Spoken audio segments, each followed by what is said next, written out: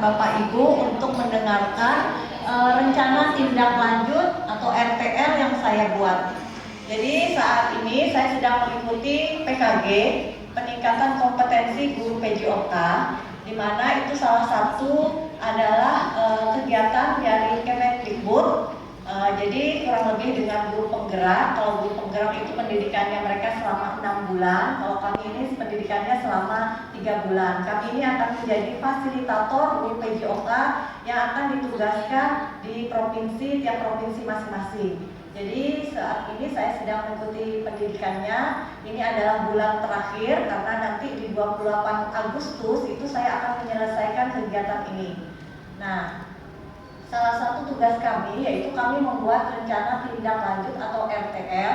Nah, RTL ini adalah sebuah aksi nyata yang kami buat untuk sekolah. Itu tuh boleh dilakukannya saat kegiatan pembelajaran, bisa dilakukannya saat ekstrakurikuler, atau bisa dilaksanakan pada P5.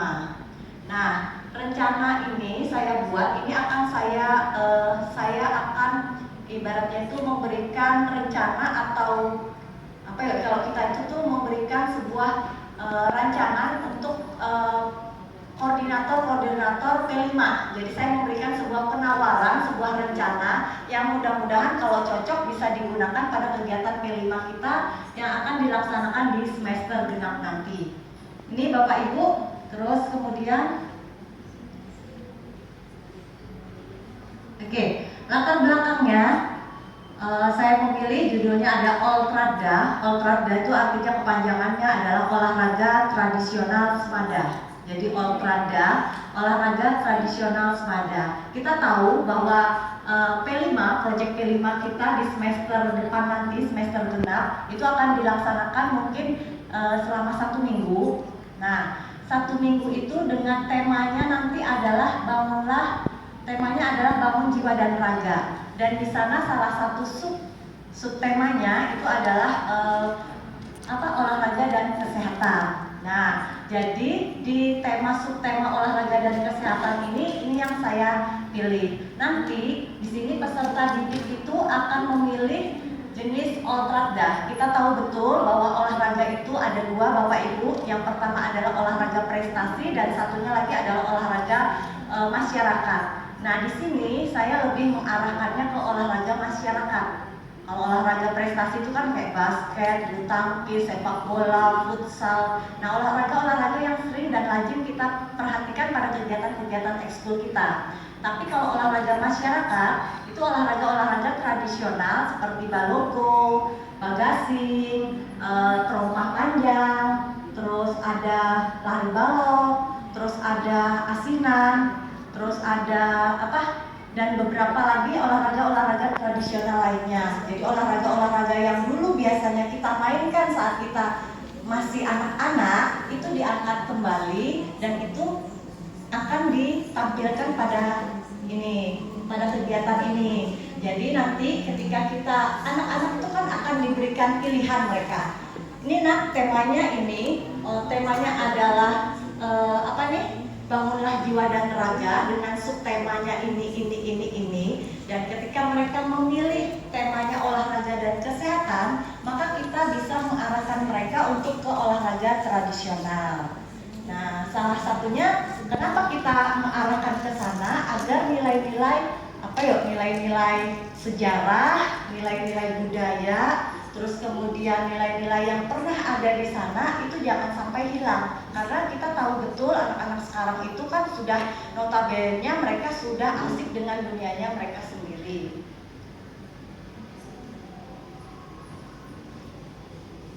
Nah, tujuan program ini jadi dengan kegiatan memilih tadi olahraga tradisional tadi, itu dengan harapannya peserta didik itu dengan olahraga tradisional itu mereka masih mampu membangun kesadaran, keterampilan memelihara kesehatan fisik dan mentalnya. Karena kita tahu bahwa aktivitas gerak itu adalah aktivitas yang mampu mendukung kebugaran seseorang. Terus kemudian baik dirinya dan orang lain. Artinya ketika mereka melakukan sebuah aktivitas, maka otomatis mereka akan meningkatkan derajat kebugaran mereka, sehat badan mereka, dan orang lain yang melakukannya, teman-teman rekan yang lain juga mendapatkan manfaat yang sama. Terus kemudian mampu membuat aktivitas SEM. SEM ini adalah kegiatan sosial emosional. Nah, sosial emosional model. Jadi di sana mereka akan membuat aktivitas, sebuah kegiatan yang dilaksanakannya itu di akhir pembelajaran, terus kemudian membuat video tentang olahraga tradisional dan ide-ide kreatif untuk menyusun laporan proyek dan memiliki profil pelajar Pancasila, yaitu beriman, bertakwa kepada Tuhan Yang Maha Esa dan berakhlak mulia, bergotong royong dan kreatif.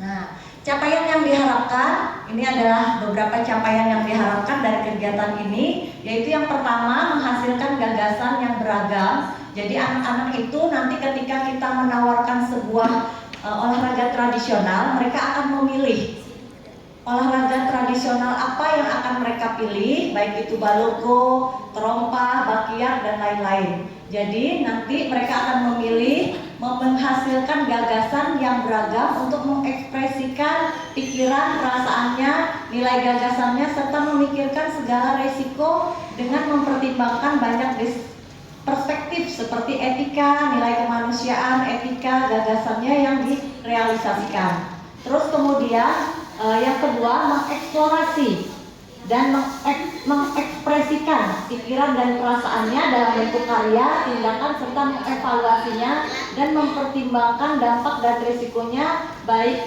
bagi diri dan lingkungan dengan menggunakan berbagai perspektif.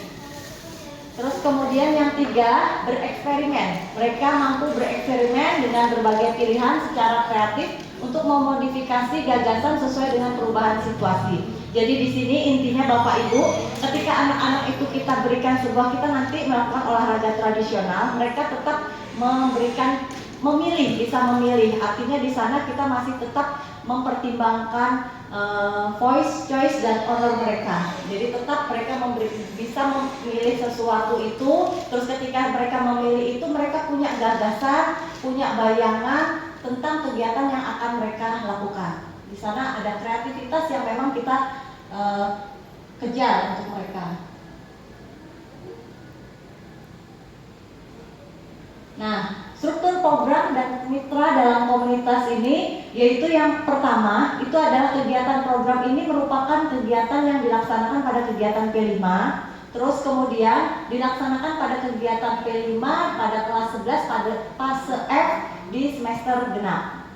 Terus kemudian di sini siswa itu akan memilih tema yang disediakan. Terus kemudian membuat rancangan proyek sesuai dengan tema yang dipilih. Terus kemudian tiganya memaparkan rancangan proyek dan memperbaiki rancangan proyek sesuai dengan masukan peserta lain dan pendamping. Kemudian melaksanakan proyek.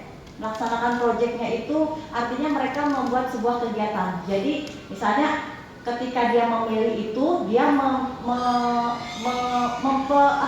memikirkan sejarah permainan itu. Misalnya memilih balogo, maka dia akan menceritakan sejarah balogo itu bagaimana, alat-alat yang digunakan apa saja, fasilitasnya apa saja. Terus kemudian mereka juga akan membuat rancangan kegiatannya bagaimana. Terus sampai pada kegiatan SEM-nya, melaksanakan proyeknya, mereka mungkin akan melaksanakan sebuah aktivitas di akhir. Kalau kita di seni itu kan pentas seni tuh, mereka kalau di akhir itu tuh mereka menampilkan proyek mereka dengan misalnya mengadakan sebuah kompetisi dalam olahraga tradisional. Mereka di situ sebagai panitia, mereka di sana juga sebagai pelatih, sebagai pendamping grupnya, sebagai peserta. Jadi mereka punya tugas-tugas tertentu untuk melaksanakan kegiatan SEM ini. Nah, dan di sana juga sebagai tempat sosialisasi mereka bahwa mereka itu bisa bekerja sama dan berkolaborasi, walaupun di sana ada jiwa kompetisinya atau kompetitifnya, tapi tetap menjunjung tinggi nilai-nilai yang pengen kita capai. Terus kemudian setelah kegiatan mereka akan membuat sebuah laporan proyek. Terus kemudian jika ada perbaikan atau revisi, mereka juga akan melakukan perbaikan. Terus kemudian melakukan refleksi terhadap evaluasi pada kegiatan mereka yang sudah mereka lakukan. Jadi setelah kegiatan sudah ada revisi, kita melakukan evaluasi, terus kita lakukan perbaikan.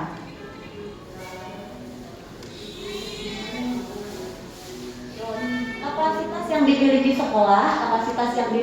sekolah itu berupa sumber daya manusianya, siswanya, terus kemudian berupa lingkungan, yaitu lingkungan sekolah kita, terus kemudian lapangan dan aset-aset yang ada di sekolah, baik itu sosial, emosional, serta orang-orang yang ada di dalamnya itu kita libatkan semuanya. Jadi baik itu misalnya anak-anak bisa membuat misalnya bekerja sama dengan orang-orang politik, misalnya kita bekerja sama dengan orang luar, minta bantuan dana, bikin proposal, itu salah satu bentuk kegiatan mereka, salah satu mereka untuk kemandirian, belajar mandiri dan belajar untuk berorganisasi.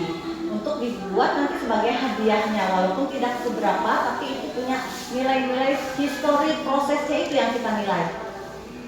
Terus kemudian dalam kegiatan ini peserta didik memetakan aset. Jadi sebelum pelaksanaan mereka akan memetakan aset apa saja yang menjadi kekuatan dari sekolah yang dimiliki mereka. Terus kemudian rancangan evaluasi di sini. Penilaian kegiatan proyek ini terdiri dari beberapa komponen, yaitu yang pertama ada asesmen ketercapaian profil pelajar Pancasila. Jadi di sini ada nilai apa-apa yang bisa kita perhatikan dari mereka. Misalnya saat mereka nilai-nilai berakhlak mulia, kerjasama, gotong royong. Terus kemudian penilaian yang kedua yaitu asesmen laporan proyek dalam video. Jadi kita akan melihat laporan mereka, bentuk laporannya bagaimana. Yang di atasnya itu lebih pada prosesnya, bagaimana mereka mampu bekerja sama dengan rekan-rekannya sampai pada pelaksanaan. Terus yang ketiga itu kita dalam bentuk laporan kegiatannya. Yang kemudian yang ketiga adalah asesmen prestasi. Jadi di sana kan di akhir ada kejuaraan tuh dan mereka mendapatkan prestasinya seperti apa.